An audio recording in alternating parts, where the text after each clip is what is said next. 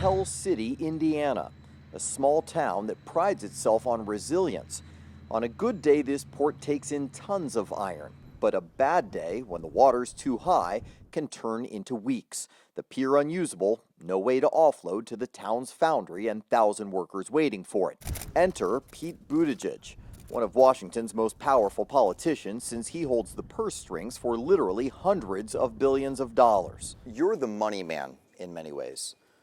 Is it enough? You know, there's never enough, but what we're doing right now amounts to the biggest investment that's happened probably since the Eisenhower administration. It is going to be a game changer here. When we fund these kinds of projects, we're making an investment in our supply chain and in the whole country. Confident, but not concern-free.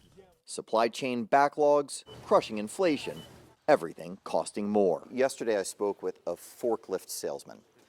He said he has to tell his customers they're not going to get their orders for sometimes up to 2 years. You know, I try to assume the worst, and then maybe I'll be pleasantly surprised if I'm not. Maybe it's a coping mechanism, I don't know.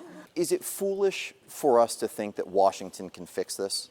Well, look, no policymaker has a dial that you can just turn up or down that's going to control things like oil prices or gas prices. But let's work on the things that we can control. A big part of what goes into costs and prices is shipping. While the workers here at this port say the $1.5 million plus they'll be getting could actually improve productivity about 60%, in many cases that funding can't come fast enough or even be enough. There's real fear of a nationwide recession, a lingering, possibly crippling one.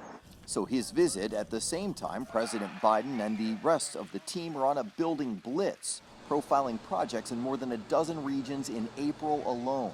Politically, it looks like it's a rush to get this messaging out to people before we get too far into the midterm cycle and say, hey, look, have faith in us, don't bail on Democrats. Well, look, folks are impatient. Folks are looking for solutions. We get that. And when you're in charge, you got to make sure you're delivering. That's why every day we're demonstrating what these federal dollars can deliver.